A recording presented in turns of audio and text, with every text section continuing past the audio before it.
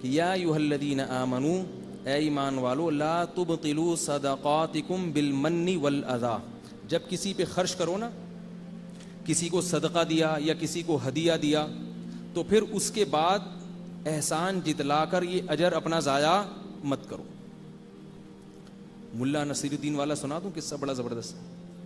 آج ہوتا کیا ہے، وہ ملا نصیر الدین تھے، ان کے پاس ایک سیاستدان آیا، اس نے کہا کہ مجھے اپنا جو پجامہ اور یہ شیروانی دے دو، میں نے جلسے میں تقریر کرنی ہے، میرے پاس کوئی پجامہ نہیں ہے اتنا خوبصورت، پہلے زمانے میں تو ایسے ہی ہوتے تھے نا، پجامے اور اچکن پہنا کرتے تھے لوگ، تو یہ مجھے دے دو، میں نے جلسے میں تقریر کرنی ہے۔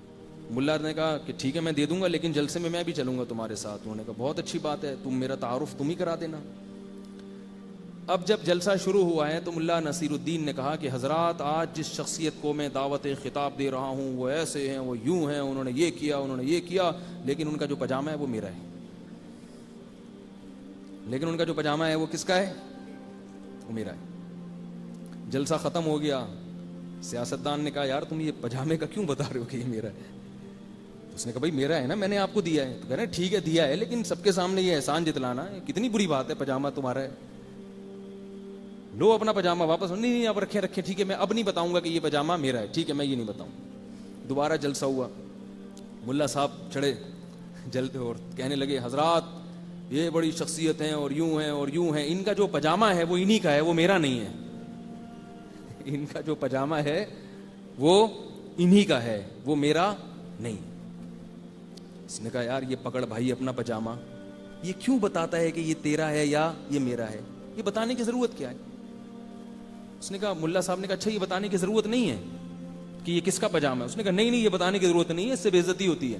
چلو بھائی ٹھیک۔ دوبارہ جلسہ ہوا تو ملا صاحب کھڑے ہوئے، حضرات میں شخصیت کو دعوت دے رہا ہوں اور یہ یوں ہیں اور یہ ہیں، اور ان کا جو پجامہ ہے اس کے بارے میں بتانے کی کوئی چندہ ضرورت نہیں ہے، اس کے بارے میں کوئی تبصرہ کرنا پسند نہیں کروں گا کہ یہ میرا ہے یا ان کا ہے۔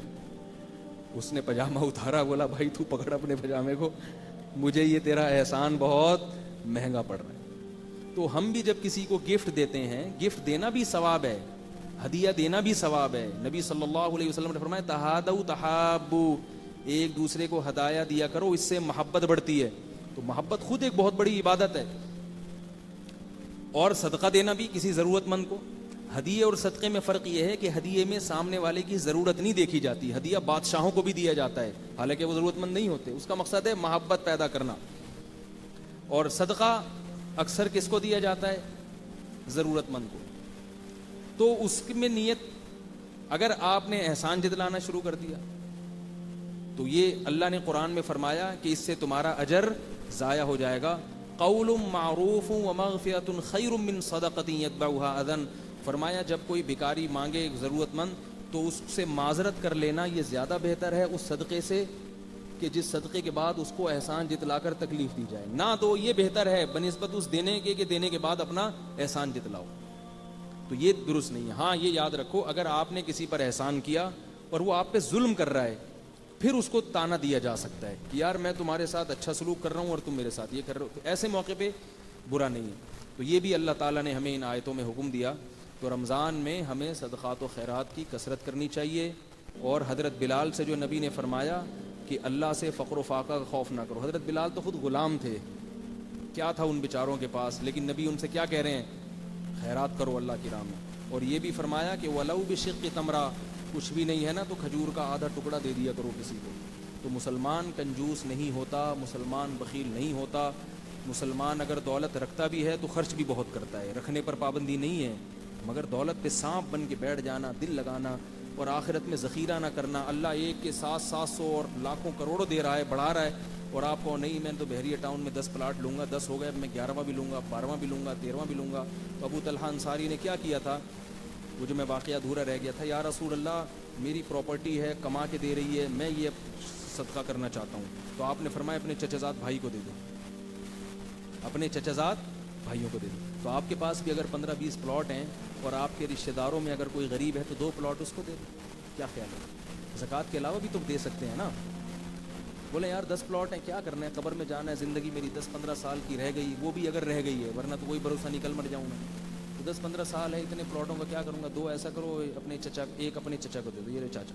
वो बेहोश हो जाएगा, वो मारेगा यूं यूं करके कि मैं ख्वाब तो नहीं देख रहा, ऐसे मारेगा, ख्वाब तो नहीं देख रहे, क्या हो रहा है भाई, तो कर लो, कुछ नहीं होगा, दिल में सुकून मिलेगा, इत्मीनान मिलेगा, दुनिया से मोहब्बत ख़त्म होगी। अल्लाह ने ये भी फरमाया कि ईमान वाले इसलिए भी माल खर्च करते हैं, तस्बीतम मिन अनफुसिहिम, अपने दिल की इस्लाह के लिए भी माल खर्च किया जाता है। बाज़ दफ़ा इसलिए माल नहीं खर्च किया जाता कि सामने वाले की ज़रूरत है, बाज़ दफ़ा इसलिए खर्च किया जाता है कि मुझे नोटों से मोहब्बत बहुत हो रही है, तो ये मोहब्बत ख़त्म करनी है। क्यों दिल लग रहा है इतना, 5-5 हज़ार के नोटों से इतनी क्यों मोहब्बत हो रही है, यार इसको दे दो किसी।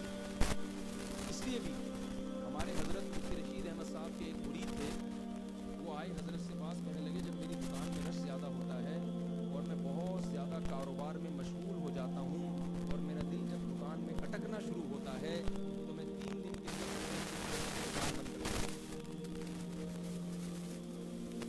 मुश्किल हो जाता हो तो मैं क्या करता हूँ, 3 दिन के लिए दुकान बंद। इतना दुकान से दिल क्यों लगा हुआ है, हालांकि मुझे पता है कस्टमर आ रहे हैं, रश लगा हुआ है, नहीं भाई, अल्लाह से होने का यकीन आ जाए, दुकान से निस्बत। आप लोग ना करें, किसी से पूछ के करें, ऐसा ना हो कि दुकान 3 दिन के लिए बंद कर दी, फिर अगले दिन मक्खियाँ मार रहे हैं, आ नहीं रहा, फिर घर में बीवी पड्डे कर रही है, ईद के कपड़े नहीं हैं, आप कहें अल्लाह से होता है, गैरुल्लाह से कुछ नहीं होता, तो गैब लाओ ना।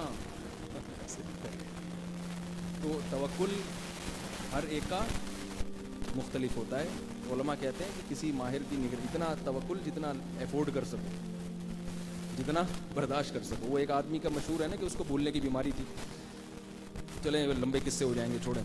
तो वो जो है क्या नाम है, तो वो इसलिए भी माल खर्च किया जाता है कि भाई मुझे पैसों से इतनी, अब 10 प्लॉट हैं यार, एक दे दो ना, क्या जान निकलेगी, क्या दे के देखो होता क्या है, जान निकल रही होगी, क्यों दूं, मैं तो ये कर सकता हूं, मैं तो ये, कोई ज़रूरत नहीं है सदका करने की, लेकिन एक प्लॉट निकाल दो यार, ये मदरसे को दे दो यार, ये फलां को दे दो, ये रिश्तेदारों को दे दो, रिश्तेदारों के लिए बेच के रिश्तेदारों में पैसे बांट दो।